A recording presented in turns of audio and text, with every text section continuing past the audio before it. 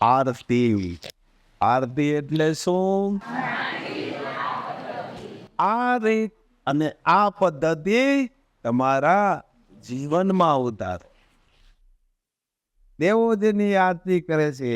બે તે આમાં એક જ શક્તિ, એક જ માં. સર્વતમ જે ભગવાનની સ્તુતિ કરે છે, જે ખુદ જે વિધાતાની જે આરતી કરે છે, એ આમાં વિધાતા આ એ નિયતિ સર્વોપરી શક્તિ. બે વસ્તુ આજે આપને મળી છે. જ્યારે સમજાય ત્યારે કરવા માંડો. બે ટાઈમ કરશો તો પણ દિવસ વિયો જાય, નહીં કરો તો પણ વિયો જાય. કોના માટે? સ્વના જીવાત્માનો ઉદ્ધાર કરી લ્યો. સ્વ માટે તો કરો, બીજા માટે ન કરીએ તો કાંઈ નહીં, પણ સ્વ માટે તો કરો. બસ આટલું જ કરો. સ્વનો ઉદ્ધાર. સમય હવે એન્ડ ઉપર છે. જાજો સમય તમારા જીવાત્માનો कल्याण करो. जय माँ विश्वम्भरी। श्री महापात्र सदैव कहते हैं कि मुझे बोलने वाले नहीं बल्कि आचरण करके दिखाने वाले अति प्रिय है। अब प्रश्न यह उठता है कि आचरण कितना किया और कब किया, ये कैसे पता चलेगा? जब हमारे जीवन में भगवान तुम बહુ વખાણ કરો ને, આજ બહુ વખાણ જ થઈ ગયા નહીં. બહુ વખાણ કરો ને, આપણે એમ થાય ભગવાનને જેટલા વખાણ કરીએ એટલું આપણે સારું. ના, ભગવાનને વખાણ ગમતા નથી. સજ્જન માણસને પણ વખાણ ગમતા નથી. દુર્જનને ગમે, સજ્જનને ન ગમે. એ તો ભગવાનને શું વખાણ ગમે? સજ્જનને શું ગમે? સજ્જન માણસને સત્ય વાત જોઈ. એવી રીતે ભગવાનને આચરણ જોઈએ છે. આ મારો અનુભવ છે. તમે વખાણ કરો એને કઈ નહીં, આચરણ કેટલું છે તે જોવે છે. તો આપણે શું કરીએ છીએ? આપણે બે દીકરા હોય, દાખલાથી એક દીકરો વખાણ જ કરે, એકને તમે જે સિમ્પલ કામ કરી આવે જો દીકરો ગમે. નાનો હોય ત્યાં લગી તો વાંધો નહીં, પણ મોટો થઈ જાય તો વખાણ જ કરે. 2 વર્ષ, 25 વર્ષ, 30 વર્ષ થઈ જાય. ના, મારા પપ્પા મારા મમ્મી એટલે આમ જાઓ, બસ હું કાંઈ કરું નહીં, બસ તમે એટલે તમે ગમે. જો તમને એને ગમતું હોય, સજ્જન માણસને પણ વખાણ ગમતા નથી, તો શું ભગવાનને ગમે? થોડુંક મંથન કરો, ખ્યાલ આવશે. ભગવાનને વખાણ ગમતા નથી. આચરણ. અને આજે એટલા બધા પ્રશ્નો આજે સમાજમાં, ઘરમાં, રાષ્ટ્રમાં, વિશ્વમાં એટલા બધા પ્રશ્નો વધ્યા છે, એનું સોલ્યુશન નથી. એનું કારણ માત્ર જ્ઞાન જ છે, આચરણ નથી. આચરણ જો આવે તો સોલ્યુશન થઈ જાય, તો પ્રશ્ન એની થઈ જાય. તમારા જીવાત્માનો ઉદ્ધાર થઈ જાય, તમારા જીવાત્માનું કલ્યાણ થઈ જાય. जब हमारे समक्ष ऐसी परिस्थिति हो, ऐसा संघर्ष आए और वे समय पर हमारा स्वभाव कैसा है, हम वह संघर्ष का सामना कैसे करते हैं, उसी से पता चलता है कि हमने कितना आचरण किया। हम ज्यादातर क्या चाहते हैं कि हमारे जीवन में दुख कम हो और सब कुछ सुख मंगल हो। वास्तव में दुख है ही नहीं। हमें ये याद रखना है कि जहां दिन है वहां रात भी है। સુખ દુઃખ એટલે શું? શું સુખ, શું દુઃખ? સુખ દુઃખ છે જ નહીં, માત્ર ભ્રમ છે જ નહીં.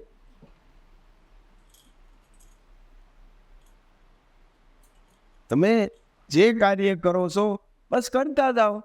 શું તમારું છે? શું તમારું છે કયો? જો તમારું શરીર પણ તમારું ન હોય તો સુખ દુઃખ શું સુખ ને શું દુઃખ છે જ નહીં. માત્ર આનંદ જ છે. વ્યાખ્યા આનંદની જ છે, સુખ દુઃખની નથી.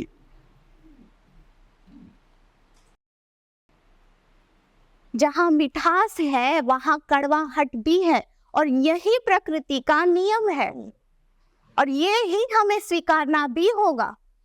जैसे श्री महापात्र ने अभी कहा कि दुख है ही नहीं, दुख भ्रम है और संघर्ष वास्तविकता।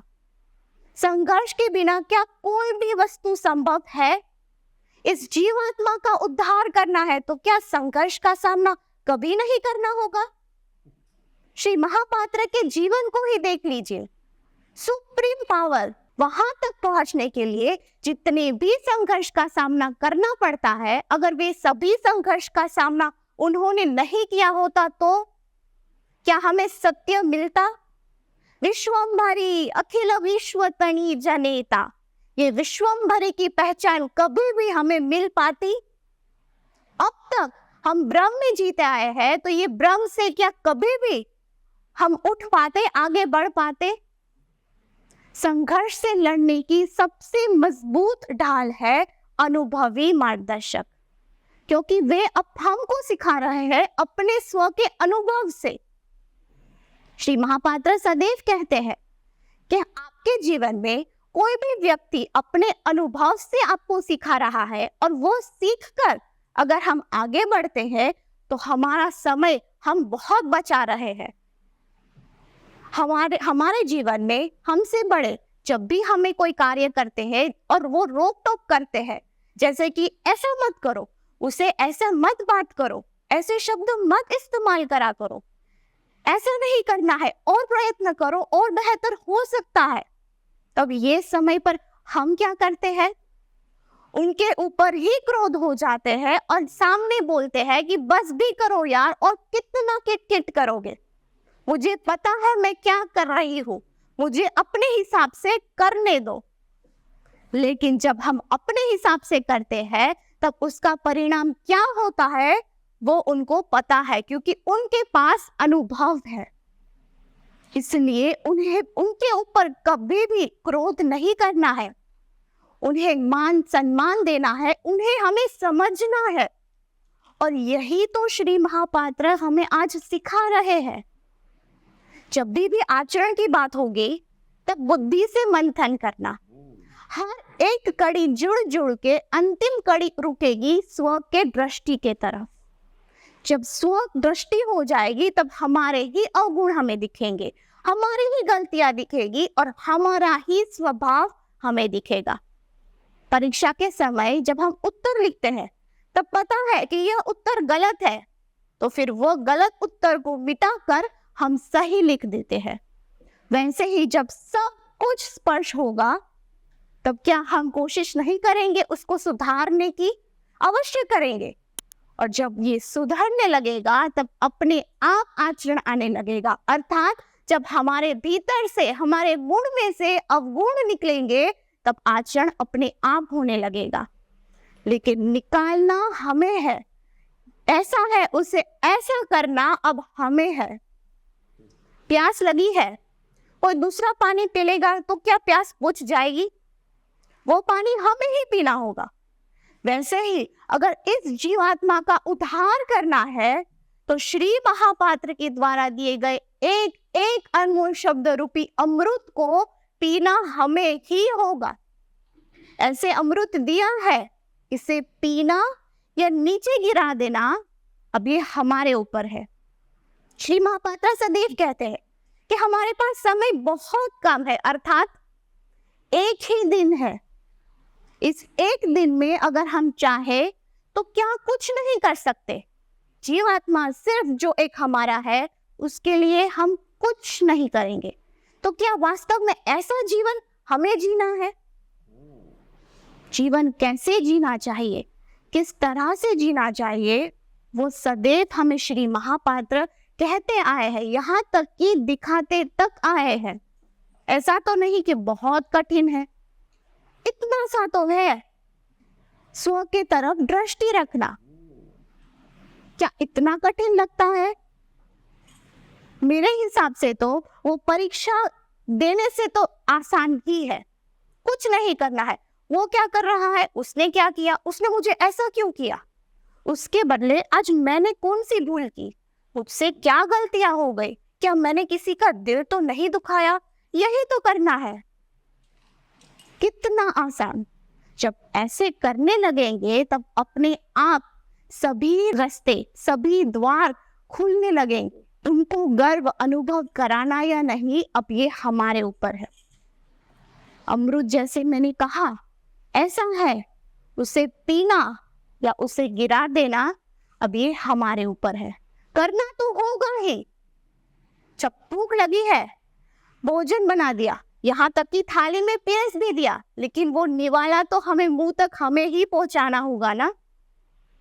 कहने का तात्पर्य यह है कि कोई भी संघर्ष में, कोई भी जीवन की समस्या में दूसरे लोग हमारा मार्गदर्शन कर सकते हैं, हमारा साथ दे सकते हैं, लेकिन उस राह पर चलना हमें ही होता है और ये हमें स्वीकारना ही होगा। सदैव सुनते आए हैं, लेकिन समय आने पर सब कुछ भूल जाते हैं। तो फिर याद रखते हैं, बुद्धि में अंदर रख के याद करते हैं कि अब करना मुझे है। किसका डर, किसका भय, कौन सा संघर्ष, जब इतने बड़े मार्गदर्शक हमारे समक्ष है, तो फिर किस बात की चिंता। उन्होंने तो लौकिक के साथ साथ अलौकिक संघर्ष का भी सामना किया, तो हमारे जीवन में तो अलौकिक है ही नहीं, सिर्फ लौकिक ही है। लौकिक જ છે, બીજું ક્યાં ગાય છે? હે? શું સંઘર્ષ તમારે, શું સંઘર્ષ? હાલો બસ મને આમ કીધું ને મને આમ કીધું ને આજે મારે થયું નથી, આ બે જ વસ્તુ છે. ત્રીજી કાંઈ છે કા થતું નથી. શું છે? અરે થાય બી ન થાય, ઉભેર પડે. હાલ બધું હોય છતાં જાવ હોય તો પાકું. પછી હું કામનું શું કામનું હોય કે ન હોય, કોણ આપણું, કોણ આપણું? हमारा और कोई नहीं सिवाय एक महाशक्ति। श्री महापात्र सदैव कहते हैं, शक्ति के ऊपर भरोसा रखिए, व्यक्ति के ऊपर नहीं। क्यों? क्योंकि समय आने पर शक्ति ही साथ देती है, ये साबित होता है। बुखार आया है, शक्ति के बिना क्या कुछ संभव है? क्या उठ पाते हैं बिस्तर से? तब क्या कोई व्यक्ति आके हमें उठाता है? नहीं ना। शक्ति के बिना कोई अस्तित्व ही नहीं। जब इतनी बड़ी सुप्रीम पावर शक्ति हमारे साथ है, श्री महापात्र का मार्गदर्शक हमारे साथ है, तो हमें किस बात की चिंता? क्यों हमारा इतना कीमती समय, एक एक कीमती समय हम यूं ही व्यर्थ करते आ रहे हैं? फिर अब से ही ठानना है कि आज मुझे आचरण करके दिखाना है, अब बोलना नहीं। इस जीवात्मा का उद्धार करना ही है। मेरे जीवन में जो भी व्यक्ति अपने अनुभव से मुझे सिखाता हो, वो मुझे सीखना है, ना कि उनके ऊपर क्रोध करना है। और करना ही है, सिर्फ बातें नहीं।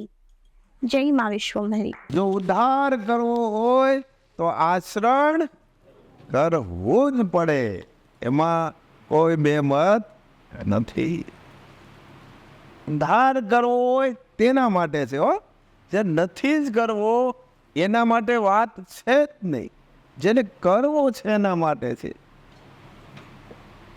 એક જ શક્તિ, એક જ કે વિશ્વની અંદર જે આખા વિશ્વનું જે સંચાલન કરે છે તેમાં આ શક્તિ. ભગવાન પણ જેની સ્તુતિ કરે છે, જે દેવતાઓ જેની સ્તુતિ કરે છે, જે માની આરતી કરે છે, જે પ્રકૃતિ પણ નિયમ પ્રમાણે વર્તે છે, આપણે નહીં. ઉદ્ધાર કરવો છે પણ નિયમ પ્રમાણે વર્તવું નથી, તો કેવી રીતે થઈ શકે? નિયમ પ્રમાણે વર્તવું પડે.